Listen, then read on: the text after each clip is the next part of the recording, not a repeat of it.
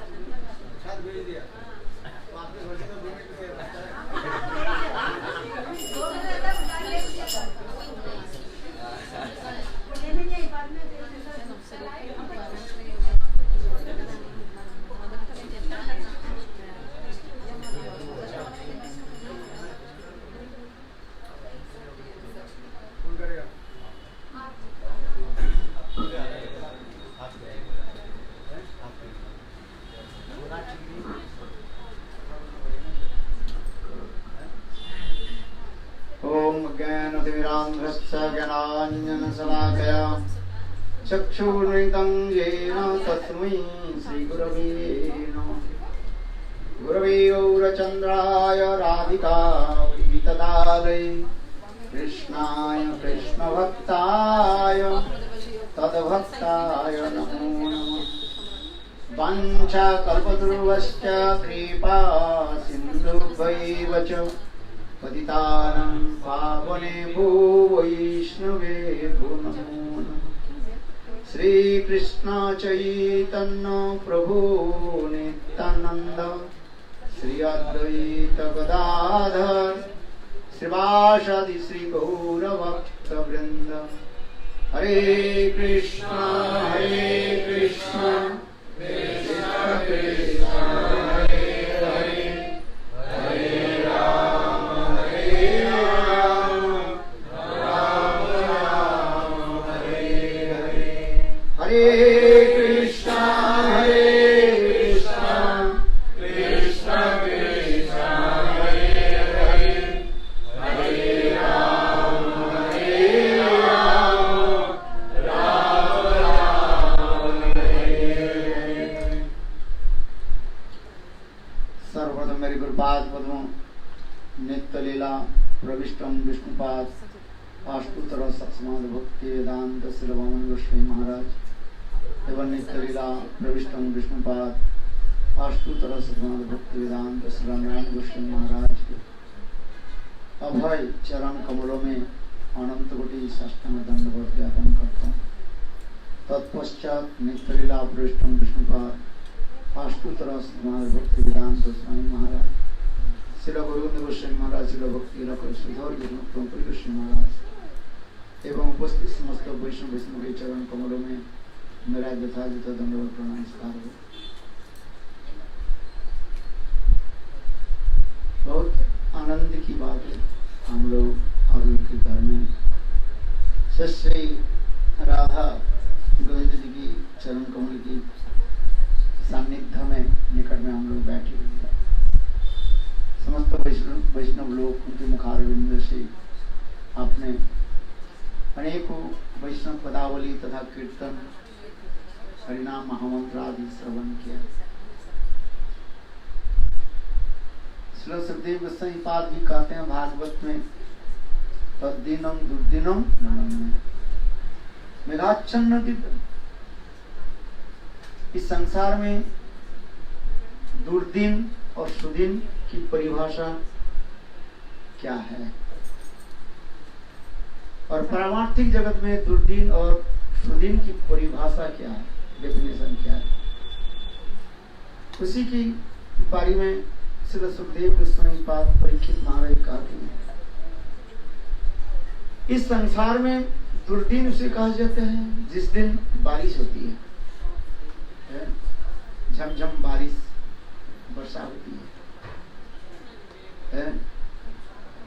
रास्ते घाट सब क्या हो जाता है, डूब जाते हैं, कीचड़ हो जाता है, दुकान पाठ बंद हो जाता है, काम धंधा नहीं है, मैंने पैसा आमदनी नहीं। उस दिन के हम दुर्दिन कहते हैं। और सुदिन किसको कहा जाता है? जिस दिन धन संपत्ति सब आ जाता है, परिवार के सब लोग सुख में रहते हैं उस दिन का हम सुदिन कहते हैं। किंतु देखो श्रीमद् भागवत में कुछ ऐसे बोल रहे हैं, नहीं तद्दिनम दुर्दिनम मन्ने भगवत बीजुष कथा वर्जितम। जिस दिन हम लोग भगवान के अमृतमय, बीजुष माने अमृत, अमृतमय कथा से हम वंचित हो जाते हैं, अर्थात संत महात्मा की संग और भगवत कथा आदि प्राप्त नहीं कर पाते, तो उसी के दुर्दिन कहा जाते हैं। सुदीन किसको कहा जाता है? जिस दिन हम लोग संत महात्मा की संग, भगवत कथा आदि चर्चा, गुरु वैष्णव की सेवा, भगवत सेवा, नाम संकीर्तन, वैष्णव की समागम, उसकी सुदीन कहा जाता है। इससे हमारे तुलसीदास जी रामचरितमानस भी कहते हैं। बोले देखो पापी को घर में 4 वस्तु हो भी सकता है? क्या क्या 4 वस्तु? धन, पत्नी और पुत्र और मान सम्मान आदि जब होते हैं, तो पापी के घर में भी 4 वस्तु हो जाता है। किंतु संत समागम, भागवत कथा, दुर्लभ तुलसी दुर्लभ हो। तुलसीदास जी रामचरितमानस में कहते हैं किसी के पापी के घर में भी ये 4 वस्तु भी हो जाता है। जैसे रावण की कथा मैंने सुना है। रावण की घर कैसे था? सोने का घर था, स्वर्णलंका जिसको। पुत्र भी कैसे है? इंद्रजीत, इंद्र के भी स्वर्ग के राजा इंद्र के भी जीत लिया था, साधारण कोई नहीं। मेघनाथ नाम भी है, कितना और रावण जैसे शौर्य वीरजवान शक्तिवान कौन हो सकता है? जिनकी आदेश से सूर्य पूर्व दिशा पर उदित होते, पश्चिम दिशा पर अस्त जाते, वायु जिनकी घर में प्रवाहित होता है, ऐसी भी कथा आती है। जल देवता जिनके घर में पानी भरते हैं, न करके वहां पानी भर कर देवता, सब देवता लोग के उन्होंने क्या कर लिया था?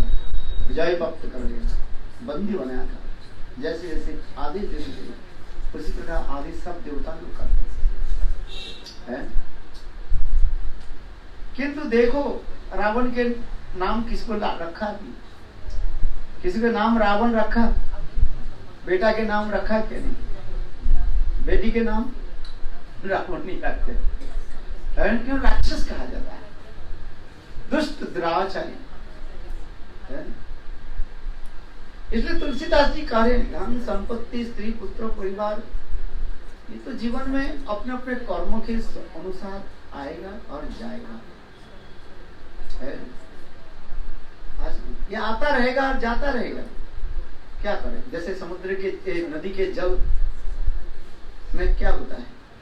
ज्वार होता है और भाटा होता है। देखो चलता रहता है। हम लोग के जीवन में उसी प्रकार सुख दुख ठंडी गर्मी आदि चलते रहते हैं। ये अपने अपने जीवन की कर्म के अनुसार एक दिन ऐसा आता है अनेकों प्रकार की भोजन मिल जाता है, लड्डू कचौड़ी मलपुआ अनेकों मिल जाते हैं। और ऐसे एक दिन आता है सूखी रोटी भी मिलना, रोटी मिलना भी बहुत कठिन है। जीवन की उसी प्रकार नहीं है, जो जैसे कर्म के अनुसार सब चलते जा रहे हैं। पूर्व जन्म में जैसे जैसे कर्मों उस कर्म के अनुसार हम चलते जा रहे हैं। झूठी मिथ्या दोष लगाएंगे हम एक दूसरे के ऊपर, झूठ मोट दोष लगा देता है, तुम्हारे वजह से मेरा हुआ, तुम्हारे वजह से ये हुआ, ये हुआ, ये। किंतु जब हम ऐसे दृष्टि से देखें तो सभी दोष तो मेरा ही था। हम दूसरे के ऊपर ऐसे लगा देते हैं, केवल आरोप करा देते हैं, किंतु कर्मों की फल तो मेरे ही पास है। कोई किसी के लिए दायी नहीं है, सब अपने अपने जीवन की एक एक कर्मों की फल हम लेकर के आए हैं और उसी कर्म फल हम भुगते जा रहे हैं। सुख दुख जो कुछ भी है किंतु देखो, भगवत कथा और संत समागम ये कर्मों के ऊपर निर्भर नहीं करता, इतना ही समझो। बात आगे की कथा क्या, धन संपत्ति जो कुछ भी है, मान सम्मान है, अपमान जो कुछ भी है, ये सब कर्मों के ऊपर निर्भर करता है। किंतु संत महात्मा की समागम भगवत भक्ति ये कर्मों के ऊपर डिपेंड नहीं करता है। किसके ऊपर करता है? भगवत कृपा है। और अनेकों जन्म की सुकृति, जब सुकृति समझते हैं, स्पिरिचुअल पायस एक्टिविटीज, ये सुकृति जब एकत्रीभूत हो जाता है तब संत महात्मा की संग प्राप्ति और उनकी कृपा से हृदय में भक्ति देवी प्रादुर्भूत होता है, प्रकट होता है। भक्तिस्तु भक्त संग न परिजायते, सत्संग प्राप्ति पुंभी सुकृति पूर्व संचिति। अनेकों जन्म की सुकृति जब इकट्ठा हो जाता है, एकत्रित होता है, और फिर वो जब मैच्योर हो जाता है, परिपक्व होता है, तब भगवान कृपा करके संत महात्मा के हमें संग प्रदान करते हैं। और संत महात्मा की संग से हरिकथा आदि श्रवण के द्वारा नित्य और अनित्य विवेक ज्ञान होता है।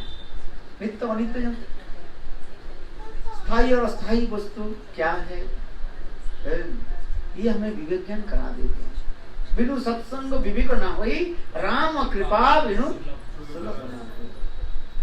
आपसे तो आप लोग, मुझसे तो आप लोग ज्यादा जानते हैं, बहुत अच्छी बात है, इसलिए आनंद होता है। तुलसीदास जी का बड़े सुने फल वही देखा, विद्या की फल क्या है पढ़ के गए, रघुपद पंकज, भगवान की रामचंद्र के चरण कमल में मत काल में कहा था, रामायण की कथा सुना रहा था मैं, भरत की कथा सुना, कितने सुंदर निर्मल चरित्र भरत हमारे, समझ? रामचंद्र की अभिषेक की सब कुछ तैयारी हुई और भरत शत्रुघ्न ननिहाल में चले, रातों रात ना जाने कैसे कैसे होते चलते जा रहे हैं। रामचंद्र की अभिषेक के लिए सब तैयारी हो गई। देखो, समय की प्रतीक्षा के लिए सब बैठे हुए संत महात्मा सब कुछ कर ले, सप्त समुद्र और की जल और अनेक तीर्थ की जल लेकर के सब बैठे हुए हैं। और राज अभिषेक के जितने भी सामग्री जो है सब एकत्रित किया, सब स्वतंत्र की भी रख दिया, स्वर्ण मुकुट, राज मुकुट आदि जो कुछ भी है सब केवल समय की प्रतीक्षा की जा रही, मुहूर्त की जो घड़ी जो है उसको देख रहे हैं।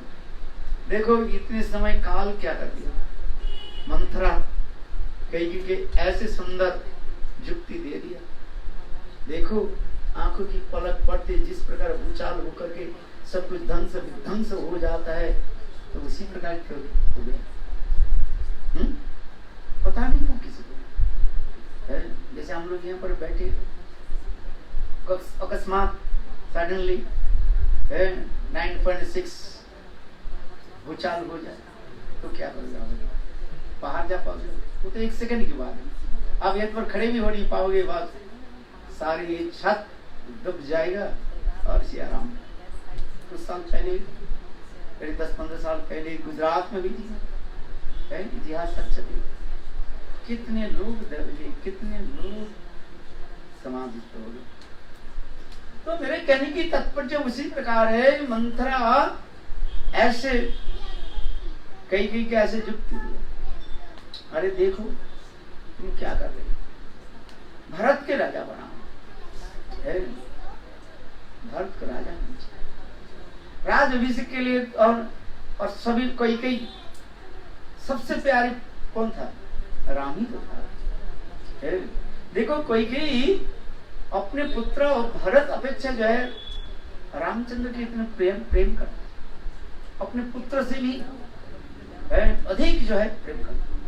क्यों नहीं करेगा, नाम तो राम है, रमयति हृदय जो इति राम, जिस सबके हृदय में रमन करने वाला तो भगवान है ना, इसमें कोई दोष भी नहीं है।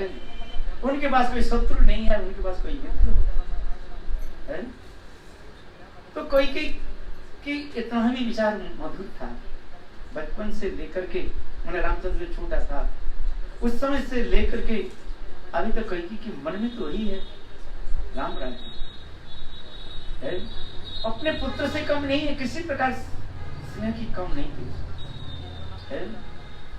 इसलिए रामचंद्र की अभिषेक के लिए कई कई जो है स्वयं अपने सारे बहुमूल्यवान हीरे जहरे सब कुछ दान भी करते जा रहे, घर में जितने नौकर चाकर बाहर जो कुछ है अपने अमूल्य धन की देते जा रहे। देखो रामचंद्र के अभिषेक के लिए कितना आनंद उत्सव, सारे अयोध्या नगरी को भी कितने सुंदर रूप में सजाया, रातों रात सजा दिया, चारी तरफ है मंगल कलश है और केले के पेड़ जिसमें केले लगे हुए हैं, ऐसे सुंदर करके सजाया, सारी नगर के जो है ऐसे सुंदर करके सजा दिया। देखते देखते नाजनी समस्त नर्तकी गायन करने वाले जो है भगवान रामचंद्र की गुणगान कीर्तन करते जा रहे, दूर दूर देश से जो संत महात्मा सब आने लगे, यह तक भी वर्णन हो रहा है, अंधे लुंगड़े सभी मानो आज अयोध्यापुरी में सब आने लगे। नाव में एक जगह नहीं है जो पार नहीं, माने सारे नाव मानो आज भर गया, पता नहीं कहाँ कहाँ। यहाँ तक भी वर्णन होती जा रही है, स्वर्ग से भी देवता लोग भी मनुष्य रूप धारण करके भगवान रामचंद्र के राज अभिषेक दर्शन करने के लिए भी पधार रहे हैं, क्योंकि भगवान की राज अभिषेक वो दर्शन करना नहीं चाहते। और राम जैसे विनयी नम्र धीर गुणवान है कोई साधारण तो नहीं है, जिनके नाम लेते ही क्या होता है, नाम लेते ही भवसुंद सुखाई, जिनके नाम ग्रहण करने के साथ ही साथ भक्त समुद्र क्या सुख जाता है, कितने मधुर है। सबके हृदय में तो बस वास करने वाले वही तो राम है, सबके आंखों की तारी तो राम है। अयोध्या वासी कितने सुंदर है। रामचंद्र के समाचार मिले, रामचंद्र थोड़ा दुखित भी हुआ। रामचंद्र ने क्या कहा, ये देखो हम लोग चारों भाई एक साथ में जन्म लिया, एक ही साथ में हम बड़े हुए, एक ही साथ में गुरु गृह में हम लोग विद्याभ्यास किया, और ऐसे भी विधि के विधान के संयोग भी है। हम लोग के विवाह एक ही समय हुआ जनकपुरी है, हम लोग जानते हैं। रामचंद्र के साथ विवाह सीता देवी के, भरत के साथ और क्या नाम है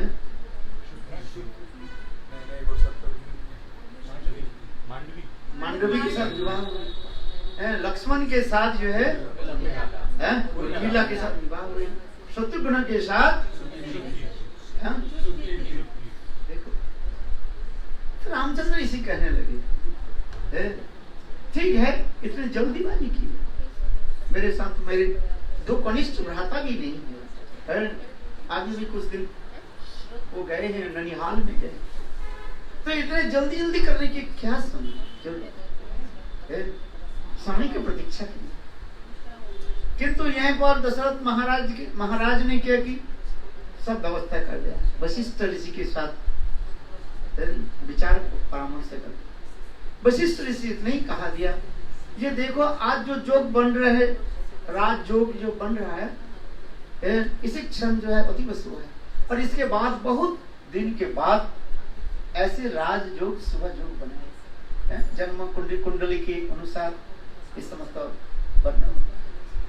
इसलिए दशरथ महाराज जी ने कहा जी नहीं अभी करना है।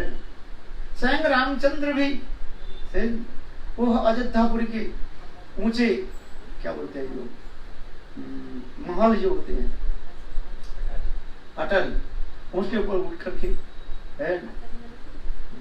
देखा कितने सुंदर अयोध्यापुरी झिलमिल कर रहे हैं। सारे अयोध्यावासी के हृदय में आज ऐसे सुंदर महल भी बने, सबके हृदय में आनंद। प्रकृति देवी भी उसी प्रकार भी सच लिया, क्योंकि परात्पर प्रतत्व तो भगवान समस्त। देखो रात में के पुष्प क्या है, दिन के पुष्प भी रात में खेलने लगे, कोई असंभव नहीं, संभव है। भगवान जहाँ पर आ रहे हैं इसमें क्या है? वही तो प्रकृति जोग में भगवान की सेवा के लिए तो तत्पर है।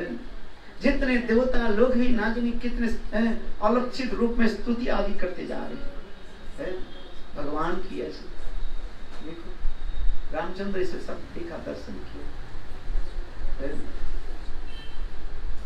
कई भी मैंने कहा ना कितना, किंतु देखो माँ कौशल्या के अगर अपने इष्ट देवी नारायण के निकट बैठ करके बस प्रार्थना करते जाओ, कहीं बधास विघ्न ना हो जाए। मास्तिक तो वास्तव भाव कोई भी कार्य हो तो विघ्न नाश के लिए भगवान निकट प्रार्थना करना पड़ता है। इसलिए माँ कौशल्या अपने ठाकुर जी के गृह में कक्ष में स्तुति आदि करती है।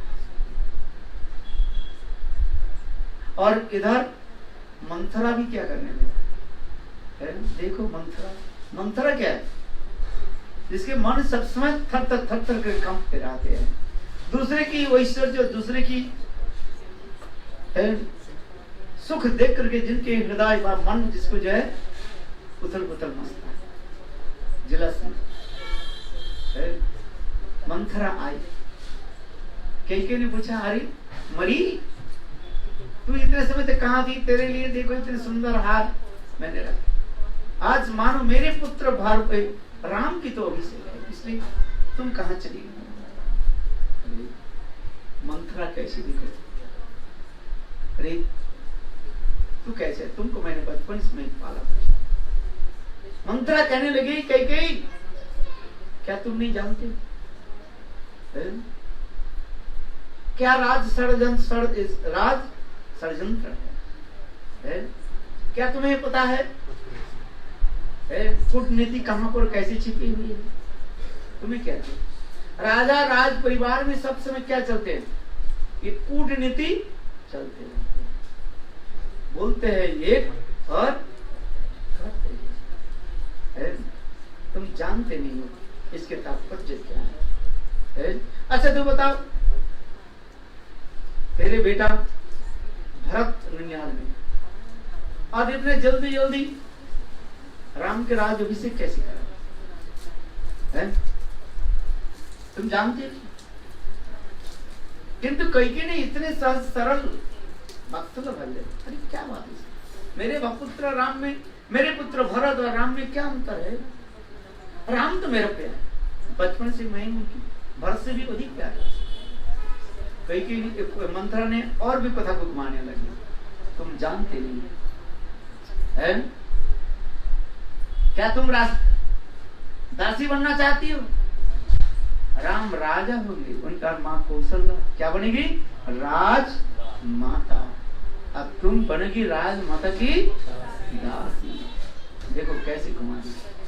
काल चक्र सर्वं कालं कृतं मन्ये, कोई भी उसमें बढ़ गई। हाँ दासी क्यों है?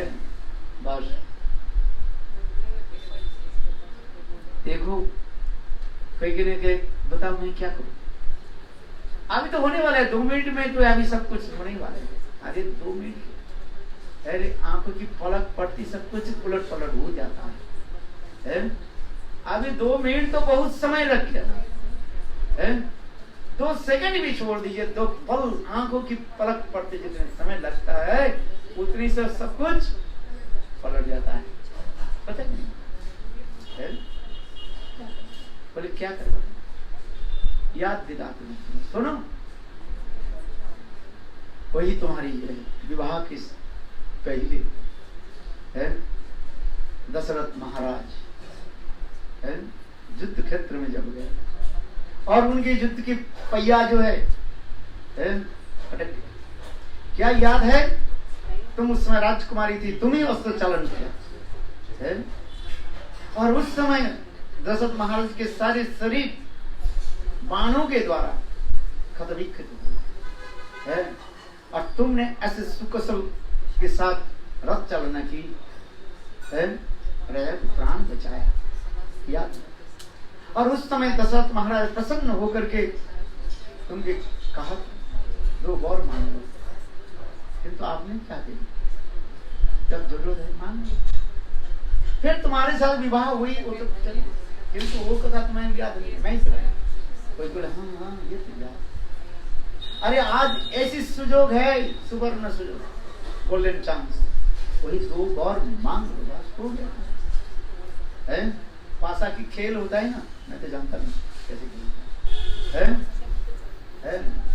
छक्का मिल जाए बस, मैं तो जीवन में जानता नहीं क्या पासा खेलते हैं, डाइस क्या होता है, चलो जीवन में नहीं मिला तो ताश पसा के मेरे बारे में तो पता ही नहीं था।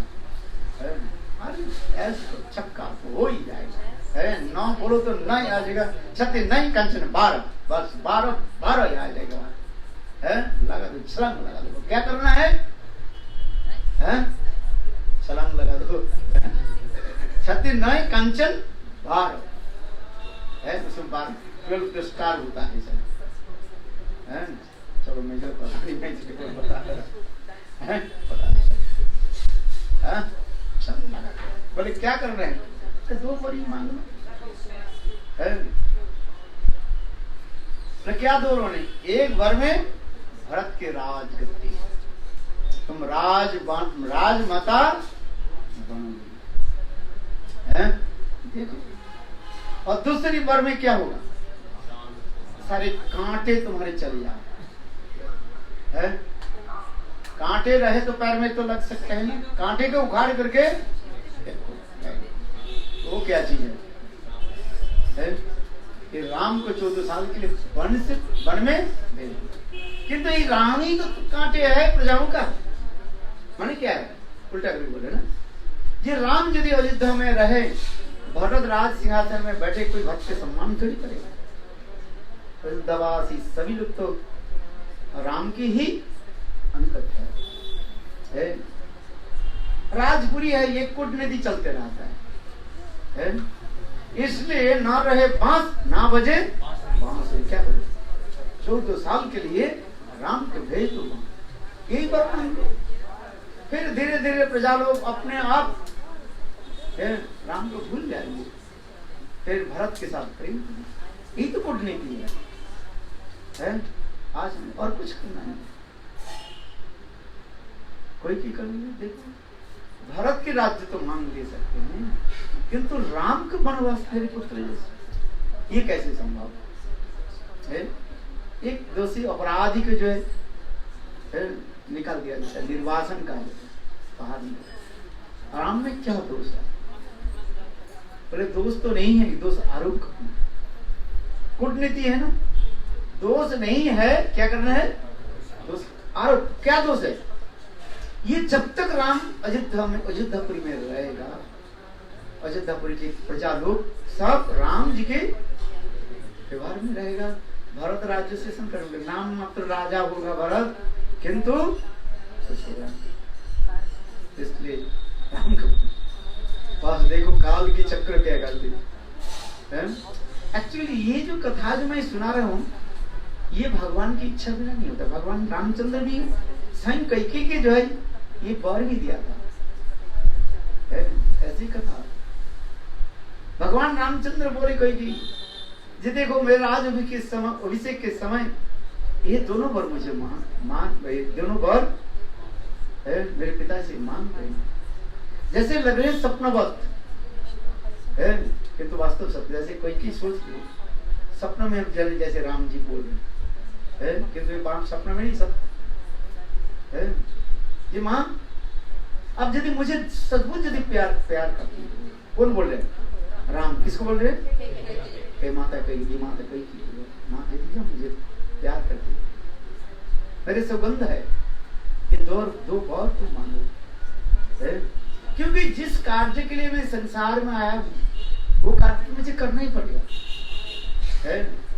असुर दलन है, अब ये तो मेरा कार्य है, तो ये मुझे करना पड़ेगा। और इसी के लीलाओं के द्वारा अनेकों पर मेरा कार्य सिद्धि होगी। प्रेम की उत्कर्षता अनेक प्रकार वस्तु इसमें सारी मेरे लीला के तुम सहायक है, इसलिए कोई कई स्वीकार करे। और वही मानो आज साक्षात मानो जोग माया ही कोई के मुखार में बैठ गए। हम कोई को दोष लगाते हैं, इसलिए कहते मिथ्या दोष लगाएंगे है। राजा दशरथ को बुला के राज अभिषेक के लिए सब तैयार, मुहूर्त काल की अपेक्षा है। और इतने समय मंत्रा की युक्ति के अनुसार कैकेयी दशरथ महाराज को अपने कक्ष में बुलाया और बुला करके बोली, महाराज मान कुटीर में हमें ये 2 बार दी। दशरथ महाराज दुखी, ठीक है भरत के राज्य तो मेरे पुत्र राम जैसे वनवास 14 साल के, ये कैसे संभव? किंतु कोई क्या है, एक होता है राजभट्ट और एक होता है बालभट्ट और एक होता है क्या, हाँ बहुत खत्म है। कहां तक जाए, मनाने पर भी नहीं। यही बात रघुकुल रीति सदा चली प्राण जाए बोरू, आपने तो कहा दिया ना, पहले सब कुछ करा लिया है। कई दशरथ महाराज से बहुत माने वो मांगने के लिए पहले आचमन करा करके संकल्प करा लिया। बोले बताओ रघुकुल रीति सदा चली गई प्राण जाए बोरू, जो वचन दे दिया तो उस प्रकार देखो आश्चर्य किया। समय अतिबाहित होते जा रहे हैं, इसलिए संत महात्मा करने जाओ, रामचंद्र में जाओ, पिताजी के बुला करके लाओ। पिताजी के पास गए, देखा तो दशरथ महाराज नतमस्तक होकर बैठे। रामचंद्र इसी प्रकार देख करके बोले, माँ आप ही बताइए ना पिताजी की क्या। कई इतने नाटक करने लगे, कुछ ही नहीं है बेटा, देखो कैसे पुरुष है। मुझे तो दौर बहुत देने के लिए प्रतिज्ञा कर लिया। रघुकुल रीति सदा चली आई प्राण जाए गुरु देने के लिए त्रिसत्य कर दो, दूंगा। जब मांगना शुरू कर दिया, देखो इसे कैसे गिड़गिड़ा है। एक तरफ धर्म और एक तरफ पुत्र स्नेह, कौन सा हमें पालन करना है? धर्म और पुत्र सिंहवास, यही तो है। इसमें तो यही तो दिखाते जा रहे हैं। दशरथ महाराज एक तरफ रामचंद्र के प्रति जो वात्सल्य था और एक तरफ है जो धर्म जो राजधर्म लोक धर्म, रघुकुल रीति सदा चली गई प्राण जाय गुरु वचन। रघुकुल रीति जो है, नियम जो है, इसके कैसे काम है? किसको तोड़े किसके जोड़े, किसके तोड़े और किसको जोड़े, एक है विचार।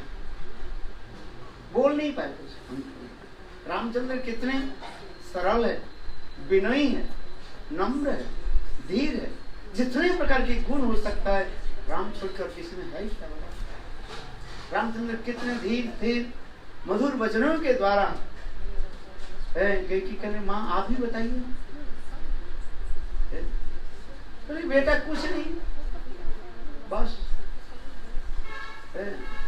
2 बार मुझे देने के लिए प्रतिज्ञाबद्ध कर। जब मैं मांगा देखो ऐसे, वो बात बताइए। बोले बेटा कुछ नहीं, 1 वर्ष मेरे बेटा भरत राज सिंहासन में बैठे, 1 महीना। राम नहीं, कौन बैठेगा? मेरे भरत, मेरे पुत्र भरत।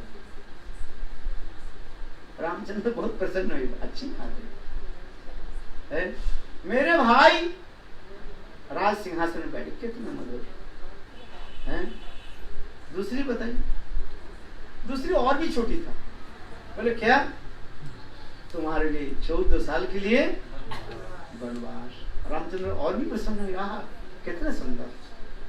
सत्य वास वनस्तु सत्य को वास, महाभारत में कहा वनस्तु सत्य को वास। सत्य का वास किस में होता है? वन में, निर्जन स्थान, एकांत में वास होता है। एक तो साउंड पोल्यूशन नहीं है, ऑक्सीजन है, पेड़ पौधे लगे हुए है, आसन, पक्षी आदि के कलरव, निर्मल जल, गंगा आदि अनेकों पवित्र नदियों की स्नान और संत महात्मा की समागम है, भगवत कथा और सात्विक भोजन। जंगल में क्या है? सात्विक भोजन, कोई मिलावट नहीं है, स्वाभाविक रूप में। आजकल क्या देते हैं? खाद देते हैं, किंतु जंगल में क्या है? बस सात्विक फल मिले है और भगवत कथा। कितने सुंदर। इसलिए हमारे भी आचार्य बात कहते हैं। रामचंद्र बहुत प्रसन्न हुए। रामचंद्र एक बार भी ये कोई नहीं बोला पिताजी मेरा कसूर क्या था, मुझे आप वन में बोला। जिस प्रकार छोटे बच्चे को जैसे नया कपड़ा दिया जाए, बालक जिससे अत्यंत प्रसन्न होकर के पुराना जो कपड़ा जो पहने उसको उतार देते हैं, नई कपड़ा को पहन लेते। पूछा ही नहीं है ये कपड़ा कहाँ से लाया, क्या के पास आनंद। भगवान रामचंद्र उसी प्रकार मुनि वेश धारण, बल्क धारण आदि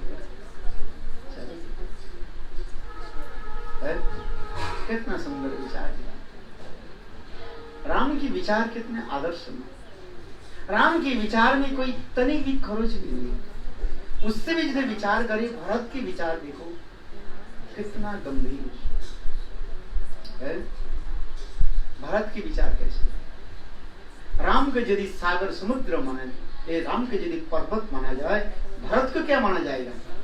समुद्र माना जाए। सीता जी के पिता जनक महाराज तो उसमें कहा, सब लोग जाने क्या बोले, ये देखो समुद्र में विशाल पर्वत जो है डूब जाएगा किंतु बह नहीं जाएगा, टस से मस नहीं होगा। समझ में आता है? बड़े बड़े समुद्र में आप देखे हो कितने बड़े पहाड़ जो है और समुद्र के इतने लहरियां, वो पहाड़ को क्या करते, डुबा करके चले जाते, किंतु पहाड़ उसे तात्पर्य क्या है? भगवान रामचंद्र की जो मर्यादा, भगवान रामचंद्र की जो एक आदर्श, वो अटूट होकर के रहता है, टूटता नहीं, अपने स्थिर पर्वत के भांति गंभीर होकर के रहता है। और भरत जी के प्रेम अथा समुद्र के जलराशि है। इसलिए यदि विचार करें भरत की प्रेम कितने मधुर है, कौन वर्णन करे। रामचंद्र के सारे तो मैं गुण सुनाया, विनयी, नम्र, धीर, स्थिर, सब प्रकार।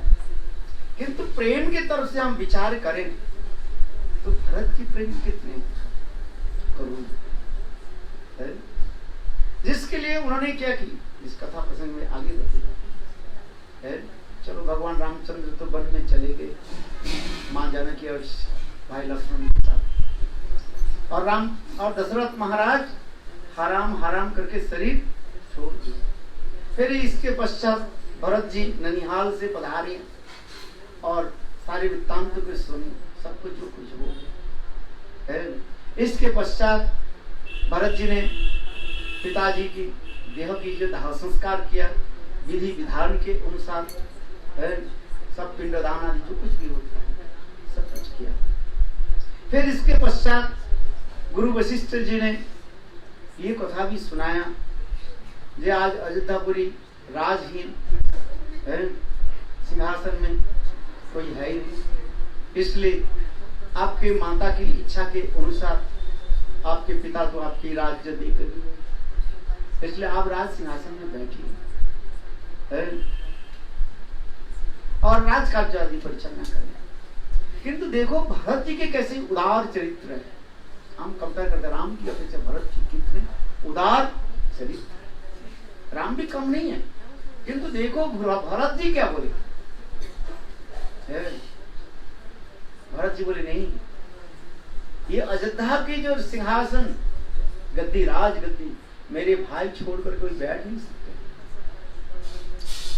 भले ही मेरे माँ पिताजी से मांग ले कुछ भी कर दे, किंतु ये राज सिंहासन तो मेरे भाई राम की। इतने उदार जी हम कहीं कुछ पढ़े तो हम सोचते हम कच हो गए, छोटे मोटे कोई मंदिर के कोई ये बन जाए, हो सकता है मैं क्या बन क्या चुन क्या,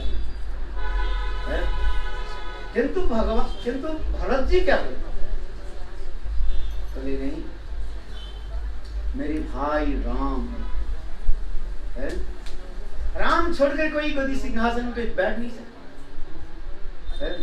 सभी लोग तो मना है, सुमंत्र से लेकर के मंत्री से लेकर सभी बताया।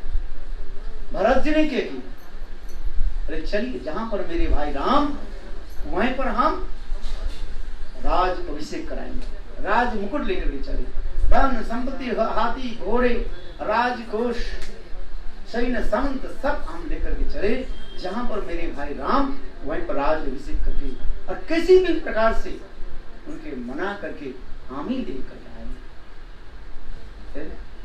इसलिए उदार चित्त भगवान है, उदार चित्त राम नहीं, उदार चित्त भरत जी चल पड़े सभी,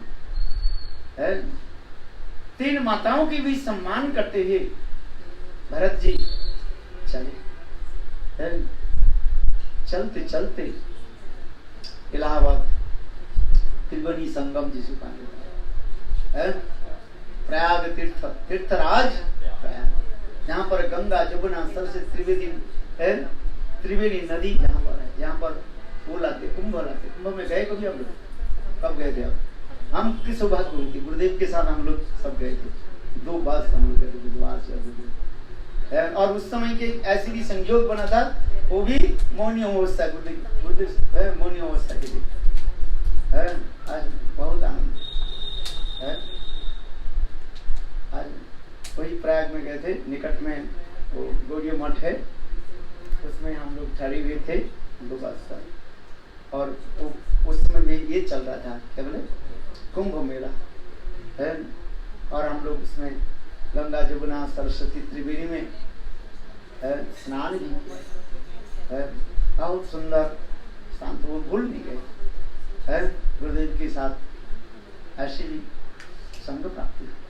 चलो भरत जी प्रातः काल में गंगा में स्नान, एक डुबकी दूसरी तीसरी डुबकी लगाई, और जब उठे साक्षात गंगा देवी प्रकट हुई, साक्षात गंगा देवी प्रकट हुई, कहले भरत मैं प्रसन्न हो गया, परम गुरु पर मांगे मुझे पर जो मांगना है देने के मैं सर्व समर्थ है। किंतु भरत जी ने क्या बोले, देखो उदार चित्त भरत जी क्या बोले, भरत जी बोले देवी गंगे मैं क्षत्रिय पुत्र हूँ, क्षत्रिय लोग दान देते हैं, आप तो ऐसे करते हैं, ऐसे नहीं करते, दान मांगते हैं। क्षत्रिय लोग की स्वभाव होता है बाहुबल में अपने सुख प्राप्ति करना, ये तो दान लेना ब्राह्मण संत महात्मा के काम है? और क्षत्रिय लोग के काम क्या है? दान देना। इसलिए आपसे वर मांगना मतलब क्या है? झोली फैलाना है, आप ऐसे के पसार। किंतु आज मैं क्षत्रिय धर्म की कुछ विपरीत करते जा रहा हूं, क्षमा प्रार्थना है। दान लेना नहीं है, वर तुमसे लेना तो नहीं है, किंतु आज मैं विवास हूं, ये शब्द भी लिख रहे हैं, विवास हूं देवी, आपसे वर लेना। देवी गंगे बोले वर मांगे। देखो भरत जी ने इतने सुंदर कर, क्या बोले, चौपाई याद है? हाँ,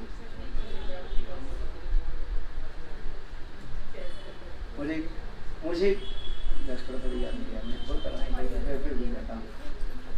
याद है किसका? बोले मुझे कर्म ज्ञान जो तो यहाँ तक भी कहते हैं क्या, मुझे निर्वाण मुक्ति भी नहीं चाहिए। जन्म जन्म राम पदे मुक्ति ना चाहूं आन। पहले लाइन क्या बोला? नहीं, ये तो दूसरी लाइन है। बोले मुझे इस संसार की कुछ वस्तु नहीं चाहिए, धर्म अर्थ काम तो ये भी नहीं चाहिए, और मुक्ति निर्वाण न चाहूं, ये भी मुक्ति भी नहीं चाहिए। एकमात्र क्या? जन्म जन्म मेरे भाई राम के चरण में रति मती रहे, और कुछ नहीं चाहिए। क्योंकि भारत इतना ही वो दुखी थे। जब भरत जी चले ना, मन उनकी बहुत दुखी था, मलिन मन था। क्यों? मन में एक ही भावना है, जी मेरे भाई राम को मैं कैसे मुख दिखाऊं, क्या बताऊं कैसे? संसार के लोग सभी तो कहेंगे जैसे माता ऐसे बेटा, खल माता खल पुत्र। किंतु भरत जी सोच रहे हैं, मुझे तो कुछ भी पता ही नहीं था क्या हुआ नहीं हुआ, किंतु कैसे मैं मेरे भाई राम को मैं कैसे बताऊं कि भाई राम मेरी तरीक भी किसी से बारे में पता ही नहीं। किंतु संसार के लोग कैसे मानेगा? पर ये तो षड्यंत्र सब है, कूटनीति है? तुम कुछ जानते नहीं, ऐसे थोड़ी हो। अब तुम्हारी वजह से तुम्हारे पिताजी की मृत्यु, तुम्हारी वजह से आज अयोध्यापुरी हाहाकार मच गया, प्रजा से लेकर के सब कैसे, और सारी कुछ क्या है अपशकुन दिखाई पड़े। ये भरत जी अपने के मन ही मन इतने ग्लानि है करने लगे, हृदय में इतने कष्ट पीड़ा होने लगे, ये मैं क्या बताऊं मेरे भाई राम को, जो कि भाई राम मेरे कोई दोष नहीं, मैं बिल्कुल नहीं, जो कुछ भी हुआ मेरे माँ और मंथरा की षड्यंत्र से जो कुछ भी है, इसमें हमें कोई पार्ट नहीं है, रोल नहीं है, कुछ नहीं। किंतु साबुत कैसे करें, प्रमाण कैसे करें? इसलिए भरत के मन जो बहुत दुखी मलिन था, इसलिए भरत जी गंगा में स्नान करते हुए यही देवी के कहने लगे, यही मुझे वर दीजिएगा, मेरे भाई राम मेरे प्रति सदा सर्वदा प्रसन्न होकर करें, यही वर दीजिएगा, और उनके चरण में मेरा मति रहेगा, अंतिम तक, जीवन के अंतिम तक उनके साथ हमारी प्रेम प्रतीक है। आज कितने निर्मल चरित्र भरत जी है। देखो हम कभी कभी भी कथा सुनाते हैं, एक तरफ रामायण एक तरफ महाभारत, दोनों में रखो, महाभारत भी पढ़ लीजिए रामायण भी पढ़ लीजिए, किंतु आपके साथ क्या चीज मिलेगा? एक राज्य के एक दूसरे के राज्य हड़प करना चाह रहे हैं, कौरव लोग पांडवों की सारी संपत्ति को हड़प करना चाह रहे हैं। वो हड़प करने के लिए ना जाने कैसे कुकार आदि भी करते जा रहे हैं, पाप कार्य जितने प्रकार के सब करते जा रहे हैं। लाक्षागृह में आग भी लगाई है, घर में आग लगा है, भीम को मारने के लिए, बलिष्ठ भीम को मारने के लिए उसको खीर में विष भी दे दिया, किंतु वो बलि उसके क्या हित में विपरीत हो गया, उल्टा पलटा मिल गया। देखो और ना जाने कैसे कैसे भी करने शुरू कर दिया। पासा कपट, पासे के खेल में उनकी सारी संपत्ति को भी छीन लिया और अंत में 13 साल के लिए जंगल में भेज दिया। किंतु ये रामायण में बिल्कुल उल्टा हो गया। राम राज्य लेना नहीं चाहते हैं और भरत राज्य देना चाहते हैं, लेना ही पड़ेगा। अंत में रामचंद्र की शिकार करना पड़ा। रामचंद्र भरत की प्रेम देख करके क्या किया, शिकार किया। इसलिए भरत के प्रेम समुद्र के साथ और रामचंद्र की जो मर्यादा वो किसके ऊपर में, और वो डूब जाएंगे प्रेम समुद्र में। अर्थात भरत जी के प्रेम समुद्र में राम रूपी मर्यादा क्या हो जाता है, डूब जाएगा। ये तो दिखाते हैं। किंतु ये पर जो और भी कवि है, समुद्र उखाड़ करके बह नहीं जाएगा, डूब जाएगा, किंतु बह करके नहीं चला है। अटल स्थिर रामचंद्र, यही तो दिखाते हैं। रामायण और महाभारतम यही तो दिखाते।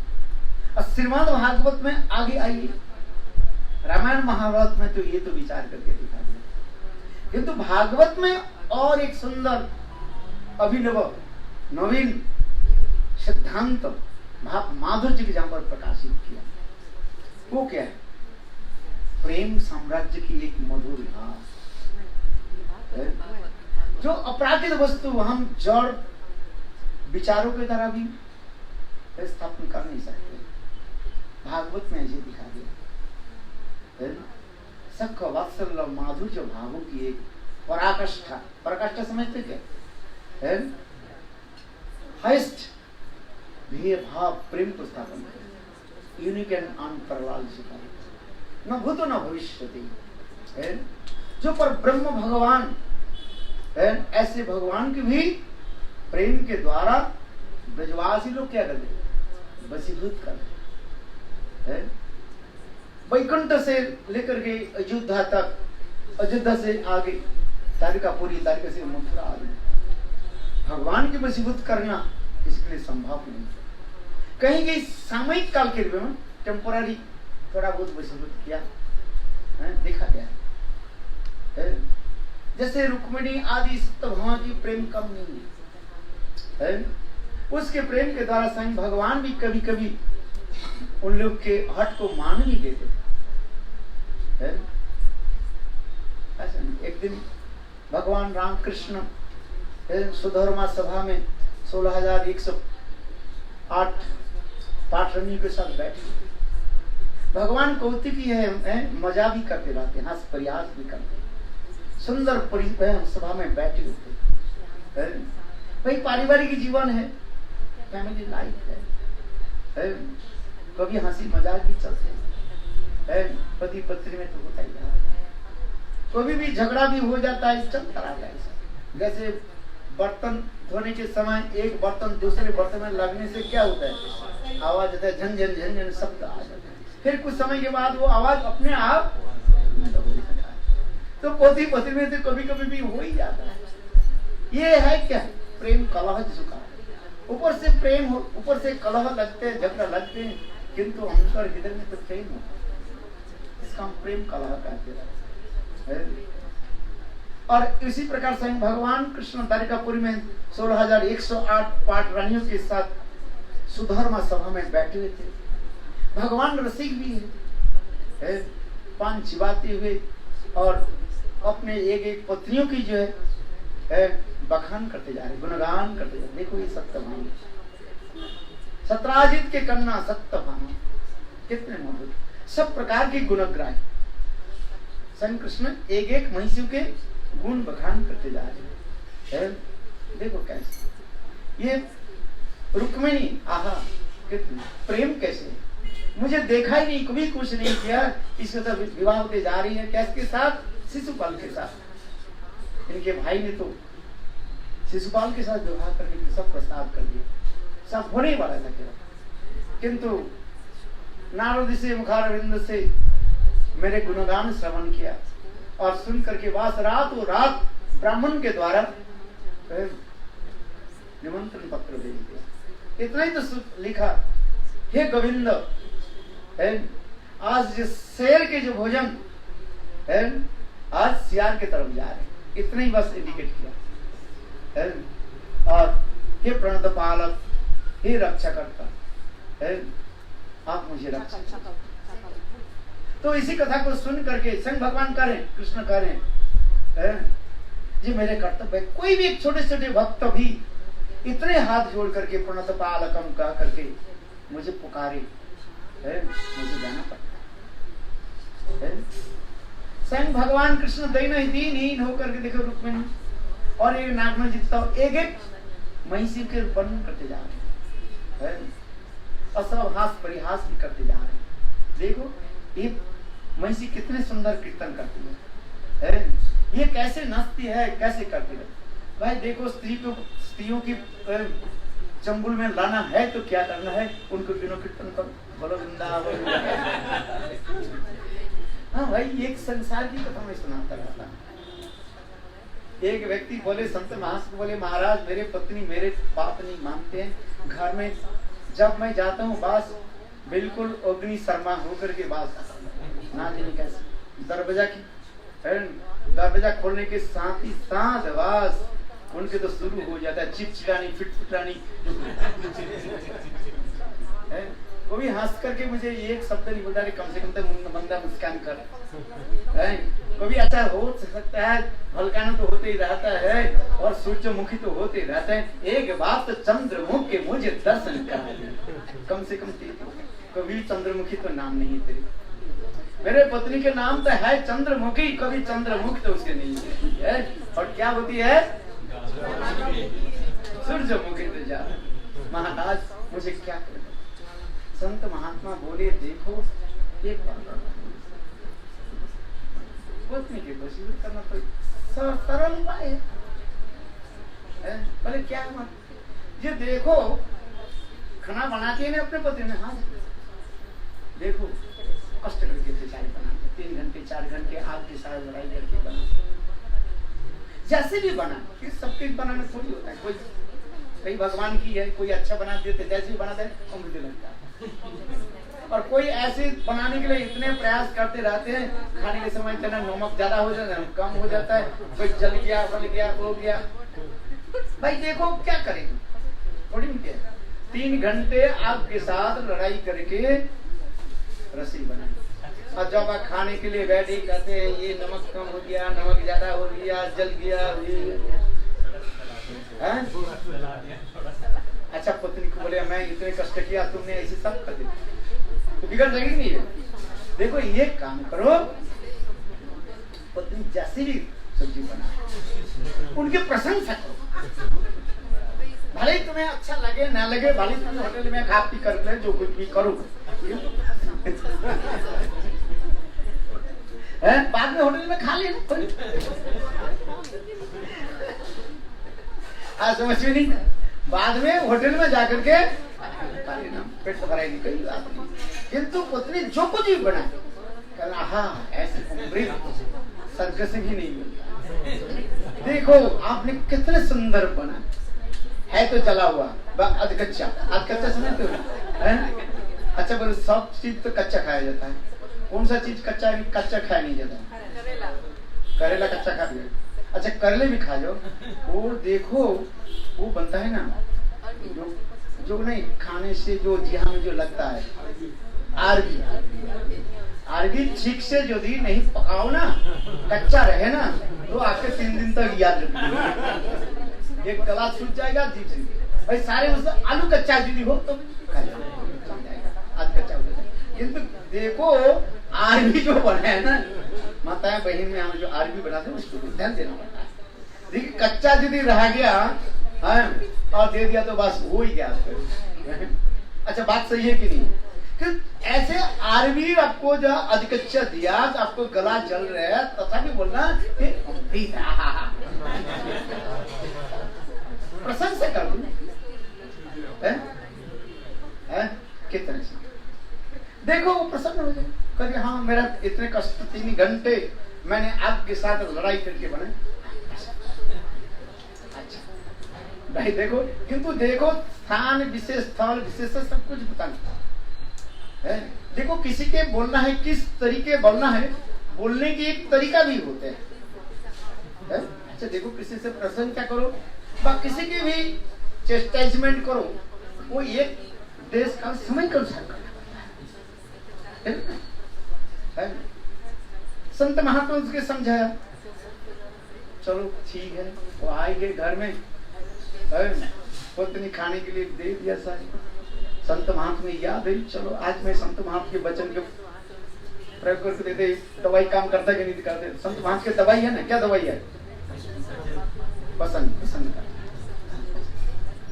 तो उसने कहने लगे जैसे भी बने खाने खाते हैं कहने लगे आहा चंद्रमुखी कितने सुंदर बना अमृत जैसे लग रहा है। भाई बोलने की विधान उसी में पत्नी कहते हैं आज तुम्हारी उम्र आज मैं पड़ोसी घर से लेकर गया आज मेरा 30 साल हो गया तुमने मेरे कभी आज दूसरे के घर से मैं बड़ा लेकर गया बड़े डंडा देखा नहीं हम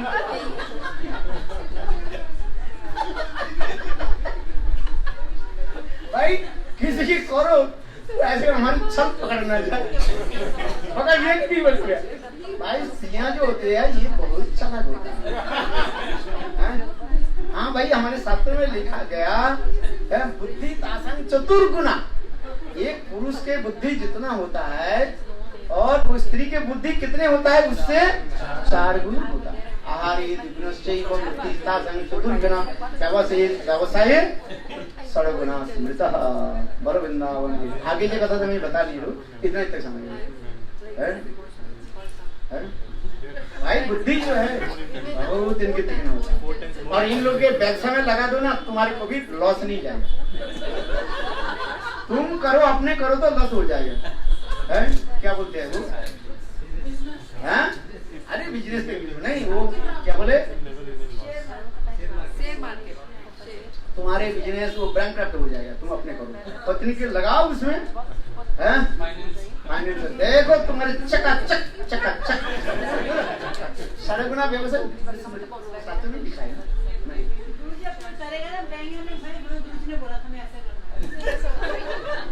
क्या बोले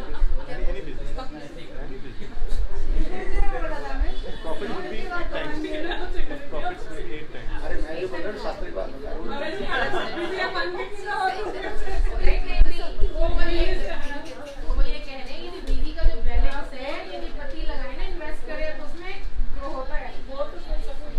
अच्छा चलो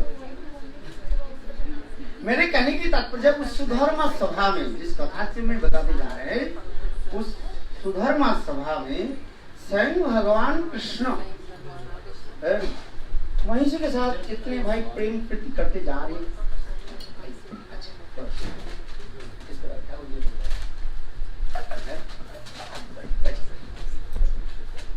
देखो इतने सभी देखो आत्म प्रशंसा कौन सुनना चाहते हैं और कौन आत्म प्रशंसा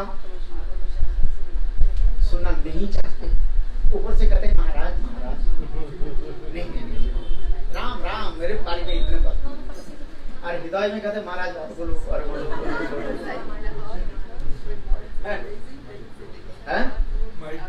माइक बोलो भाई देखो हम भी कहते हैं मेरा जॉइन मत दो। अच्छा हम तो ऐसे कहते हैं और जोर जोर से बोलो है? एक तरफ तक कह रहे हैं जॉइन मत दो किंतु अंतर हृदय क्या बोलते हैं जोर से बोलो मैंने ये नहीं कर उसी प्रकार वह सुधर्मा सभा में स्वयं भगवान कृष्ण 16,100 पाठ रानी की एक एक करके मैं सब आनंद में खुश थे। एक दूसरे के जब जिसके बोलते हैं, देखो ये रुक्मिणी, ये सत्यभामा, और कैसे सुनते जब बोलने लगे, वो तो लज्जित होते हैं, किंतु दूसरे का आनंद ले। और देखो उसी सभा में ऐसे आनंद की लहरियां चल रही। इतने समय नारद ऋषि पधार गए, बोल वृंदावन बिहार। नारद ऋषि आ गए। नारद ऋषि आना मतलब क्या है? हो गया, घर में आग लग जाएगी, झगड़ा जरूर लग जाएगा। भागवत कथा प्रसंग में मैं कभी भी कहता हूँ, एक समय शिव जी कहाँ चले गए, पार्वती जी भी थे घर में, नारद ऋषि आ गए। नारद ऋषि बोले, क्या देवी सब कुशल है? हाँ सब कुशल, गुरुदेव सब कुशल है। बोले पति कैसे है? न भूतो न भविष्य, शिव जैसे पति किसको मिलता है? शिव शब्द की अर्थ होता है क्या? मंगल, मंगल होता है। सत्यम शिवम, शिव जैसे कोई किसी को पति मिला, इसलिए तो लोग, इसलिए जितने भी माताएं जो है, बस स्त्रियां जो है, बहनें जो है, क्या करते हैं? शिव पूजा करते हैं। शिव पूजा की अच्छा। नारद ऋषि एक पारिजात पुष्प लेकर के आ गए स्वर्ग से। और नारद ऋषि के निकट ऐसे ही भगवान की ऐसे कॉन्ट्रैक्ट था, चुक्ति था, क्या? जो जब आ जाए वो वर मांगे बस। इसलिए उनके नाम है नारद। नारद शब्द का अर्थ समझ लीजिए आप, क्या बोला? नारद। उसके नाम ने नहीं, कोई रद को नहीं कर गए। यहाँ तक भी भगवान अपने पुत्रियों के साथ बद्ध कमरा में बैठे रहे, कोई एटिकेट नहीं है। हम कोई घर में रहे तो क्या करेंगे, न करना पड़ता है। किंतु नारद ऋषि के ऐसे नहीं था, भगवान ने कहा दिया कोई भी बात नहीं, दरवाजा खोल के डाल है, कोई संकोच नहीं है। और दूसरी क्या है, वर मांगो, वर देने में तैयार है। इसलिए उनके नाम ही कहा दिया नारद। कोई इसके रोकथाम कुछ नहीं है। विशेष करके द्वारिकापुरी में जब जब नारद ऋषि आते थे, भगवान के साथ मिलते थे। और कैसे? भगवान जिस तरीके में है भगवान के साथ। और ये भगवान का नियम था उनका, जब बोले नारद वर मांगो, वरन बुरी, क्या वर चाहे? नारद ऋषि का अभी तो ही मौका मिल गया ना। बोले प्रभु पारिजात पुष्प बहुत सुंदर है, आपके पकड़ है। बोले प्रभु एक वर दीजिए, दो नहीं। हाँ हाँ मैंने कहा रखा है, रख दिया ना आपके। बोले क्या वर चाहते बताओ? कुछ नहीं है, सामान्य वर, एक ही तो पारिजात पुष्प है। इस सभा में जो आपके सबसे प्रिय महिषी है उनके हाथ में, मेरे सामने में। ये नहीं है जो काल दूंगा बाद में देंगे है। एक लड्डू दिया मैं किसको, ऐसा बात नहीं। बोले नहीं, मेरे सामने में अभी भगवान कृष्ण बोली तो हो गया सारी कहानी। इधर एक बाएं की तरफ सत्यभामा, दाहिने की तरफ रुक्मिणी बैठी है। भाई दोनों में तो कितने को वाइफ है, कोई कम नहीं है, सुंदरी में कोई कम नहीं है। शौर्य वीर्य सब प्रकार की जो है गुणशालिनी, ये दोनों रुक्मिणी और इतना ही है, एक ब्रह्म भाव और एक दक्षिण भाव। अभी किसको देख किसको नहीं देगी। और भगवान नारद जी बोले प्रभु मेरे सामने में, अभी मेरे काम है, जहां जाना है चलते जा रहे। अब यार तो भगवान विचार करने लगे क्या करें। तो दाएं हाथ में पकड़ रखा था ना, और दाहिनी तरफ रुक्मिणी बैठी थी। सत्यभामा की हो गया, बोले अच्छा ये कैसे छल कपट है। मेरे साथ मिलते हैं कि सत्यभामा तू जैसी सुंदरी न भूतो न भविष्यति, तुम जैसे गुणवान, तुम जैसे आप देख रहे छल कपट है। अरे इज्जत मेरे सबके सामने, मेरे इज्जत को क्या कर दिया, मिट्टी में है, गुड़ के गोबर कर दिया। हाँ अरे नहीं देना है तो कोई भी बात नहीं है, मेरे सामने में पारिजात पुष्प किसको दिया, रुक्मिणी। और इसके मतलब इस सभा में स्थापित कर दिया ये रुक्मिणी और एक प्रिया और इधर मुझे सत्यभामे तू जैसे है बस फटफटाट गई है। भाई ज्यादा बोली तो माताएं गुस्सा हो जाती, स्त्रियां जब गुस्सा हो जाती है तो कहाँ पर काटते हैं आप लोग जानते हैं, दिखाई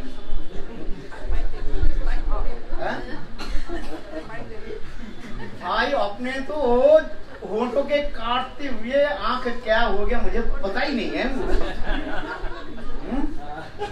अरे बात देखो कैसे फड़फड़ाते हुए जैसे सांप है ना, विषधर सांप, उसके रीढ़ में कोई चीज थोड़ा आघात कर दे जैसे फस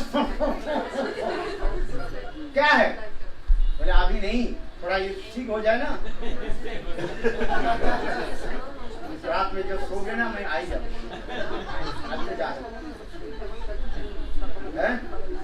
समझे। विषधर जो सांप जो है उसके साथ वही होता है, थोड़ा बहुत उसके जो भी काट दिया ना, ये रीढ़ को यदि तोड़ दिया वो तो छटपटाते चले जाएंगे और आपकी तरफ ऐसे दिखेंगे।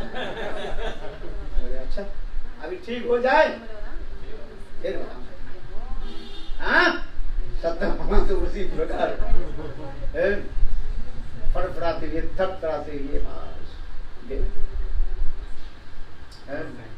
कहाँ सुंदर ऐसी सभा चल रही थी, कितने मीठी मीठी बात होती है। सब महिषिया मैंने वर्णन कर दिया ना, सब महिषिया के भगवान कृष्ण कैसे एक एक नाम लेकर के कैसे सब हास परिहास चल रहे थे, कितने आनंद की लहरियां जहाँ पर चल रही थी, क्या वर्णन कर। देव समाज में भी ऐसे संभव नहीं है, चल रहा। किंतु अभी क्या हो गया, सब कहते सब गुड़ को क्या कर दिया, गोबर बना दिया, सब किंतु सब महिषियों में तो कष्ट भी हुआ है, किंतु कुछ नहीं बोली है। किंतु सब महिषी में तो हुआ भाई, किसी को इज्जत सभा में ऐसे कर दिया जाए कितना दुख है। इसलिए चलो सभा भंग हो गया, सत्यभामा चली गई और अपने कोप भवन में जाकर के अपने सारे अलंकार वस्त्र आदि उतर करके मलिन वस्त्र पहन के वास। स्वयं भगवान कृष्ण सर्वेश्वर है, त्रिलोक नायक ब्रह्मा आदि देवताओं की प्रणम ऐसे स्वयं भगवान एक कामी स्त्री पुरुष कामी पुरुष के भांति है सत्यभामा के है वो कोप भवन में। कोप भवन समझ पहले बोले राजा लोग महिषियों की क्रोध आदि शांत करने के लिए भवन कर रहे हैं, महल तैयार। स्वयं भगवान कृष्ण वहीं पर जाकर के खटखटाए, बहुत समय सत्यभामे कोई ये नहीं दिया। फिर बहुत बार खटखट करने वाले सत्यभामा बोले स्वयं भगवान कैसे दीनहीन होकर के सर्वलोक ही करना है, जिनकी आंखों के भ्रू से भ्रूभंगी से अनंत बड़े विश्व ब्रह्मांड लय प्रलय सृष्टि करने वाले है।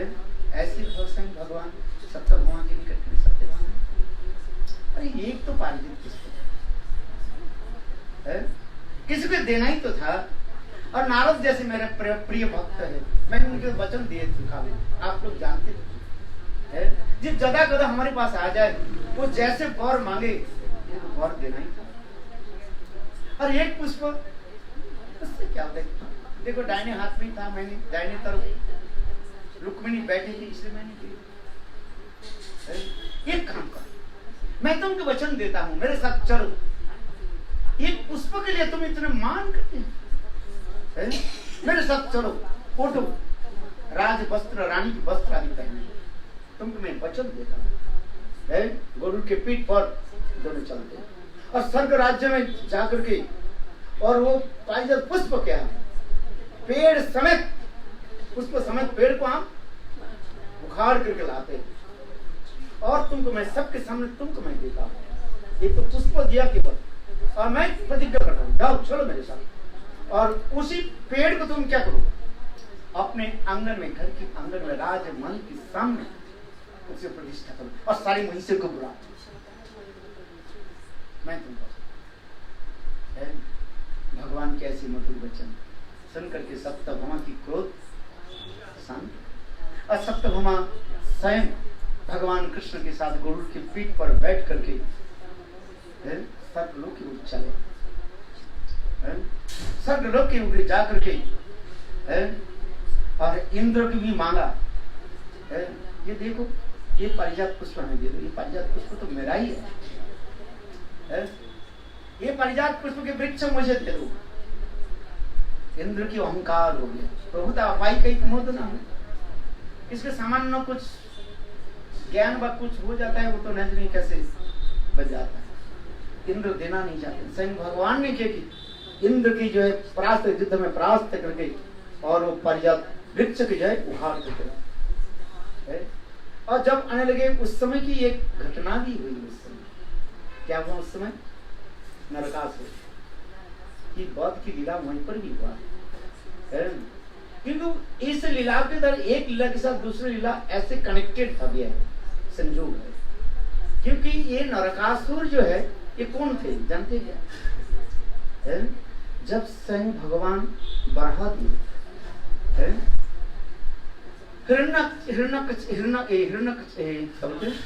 हिरण्याक्ष के साथ युद्ध करने, बोले स्वयं भगवान बराहदेव की शरीर से जो घर्म बिंदु है पसीना निकालना, उस पसीना की बिंदु जो है पृथ्वी देवी में पड़े और उससे वो नरकासुर खत्म है। और उस समय पृथ्वी देवी भगवान के निकट ये वर मांग गया, ये प्रभु मेरे पुत्र की कभी आप हत्या न करें। है तो नरकासुर जो बहुत दुष्कर्मकारी है, किंतु पृथ्वी देवी भूदेवी यही वर मांग गया। तब उस समय भगवान ने ये कहा, ठीक है तुम्हारे वचन, किंतु जब तक तुम्हें आदेश नहीं दोगे तब तक तुम्हारे पुत्र को मैं, इसलिए देखो वही भूदेवी सप्तभामा पृथ्वी वही तो अंश है ना। और नरकासुर जब आक्रमण करने लगे, स्वयं भगवान तो सुदर्शन चक्र द्वारा मार भी सकते हैं। देखा जब आक्रमण करने लगे स्वयं भगवान कृष्ण सप्तभामा की तरफ दृष्टिपात कर क्या करना चाहिए, तो सप्तभामा देखा था दुष्ट दुराचार नरकासुर मार दिया, आदेश दिया ना, पृथ्वी तो आदेश दिया। तब उस समय भगवान कृष्ण सुदर्शन चक्र के द्वारा नरकासुर, तो आगे की कथा फिर स्वयं भगवान कृष्ण और वह पारिजात वृक्ष की जो है लेकर के सप्तभामा की राजमहल के आंगन में स्थापित किया और संग सप्तभामा भी और उसको इनॉग्रेशन किया। समस्त राज महिषियों की भी एकत्रित करके और विराट उत्सव भी किया। इसमें लीला कथा वर्णन, बोलो वृंदावन बिहारी, बोलो जय जय श्री राम। मेरे कहने की यह तात्पर्य है जो कथा मैंने सुनाया, संसार में भगवान जो लीला आदि करते हैं लोकवत्व लीला कही जाती है, किंतु भगवान में भगवत्ता उसमें विराट है। भगवान भी यह संसार में पति पत्नी के साथ ये दिखाते हैं, संसार सुख दुख में जुड़े हुए हैं, क्योंकि भगवान ये दिखाते हैं संसार दुखमय है और सुखमय है, किंतु दुख अधिक है कि सुख अधिक है, आप बताइए। सुख अधिक है, दुख है क्या? किंतु देखो इस संसार में उसी प्रकार हमें रहना है, किंतु रहने की तरीका होती है, कला होती है, जिसका हम इंग्लिश में कहते हैं द आर्ट ऑफ। जीवन की उसी प्रकार कला है, जो इसी के जो जान लेते हैं, इसी प्रकार रहते हैं, उसके जीवन सफल बन जाएगा। सांसारिक जीवन कोई ये कष्टमय नहीं है, दुखमय नहीं है। तो सांसारिक जीवन में हम कैसे रहें, उसी प्रकार कला में सीखना पड़ता है। जैसे कहते हैं एक नर्तकी समझते हो, डांसर, नृत्य करने वाले, और 10 से 4-5 जो है कलश सिर पर लेते हैं, और किंतु देखो चलते हैं, नृत्य भी करते हैं, तलवार के भी चलते हैं, अनेक बार कला प्रदर्शन करते हैं, किंतु उनके घड़ा कभी गिरता नहीं, पर घड़े में जो पानी एक बूंद भी गिरता नहीं। क्यों नहीं? उनकी सारी लक्षण किसमें है? घड़े के सिर पर जो खड़ा है। तात्पर्य क्या है? हमारे सिर पर घड़ा कहने के तात्पर्य संसार जीवन में हमें सिर पर घड़ा, यानी भगवत भक्ति। यदि हम भगवत भक्ति के तरफ हम दृष्टि रखें तब हमारे संसार जीवन जो है सफल। भक्ति के छोड़ करके आप जितने भी अच्छे भी कला प्रदर्शन करते रहो सब बेकार हो जाए। हमारी कहने की यही तात्पर्य है और कुछ नहीं है। जीवन की कला उसी प्रकार है, सिर पर घड़ा जो बताया गया है उसमें एक बूंद छलक करके नहीं दे रहे। तात्पर्य क्या है? भक्ति। हम भक्ति की तरफ हम लक्ष्य रखें और बाकी सब हमें कला के साथ उसके साथ चलना है। माता पिता, भाई बहन, स्त्री पुत्र, परिवार, सास ससुर, सबके प्रति हम कैसे आदर करें, सम्मान करें। संसार जीवन तब सुखमय होता है, किंतु ये सब करते हुए लक्ष्य किसमें रहेगा? भगवत भक्ति। और सबके प्रति आदर रखते हैं किंतु भगवत भक्ति नहीं है, तो सब क्या हो जाएगा? बेकार है। जो मैंने जीवन की जो आर्ट ऑफ लाइफ जो बता वही तो है। हम भक्ति के करीब छोड़े नहीं, भक्ति के तरफ हम तीर रखे और बाकी जो है सब कला के साथ चलते हैं। बोलो वृंदावन बिहारी जय बोलो गोविंद बल हरि गोविंद बल हरि गोपाल।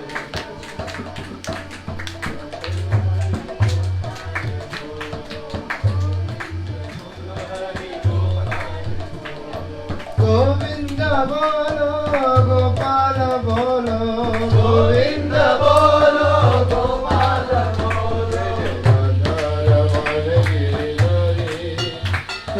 राधा रमण गिरिधारी,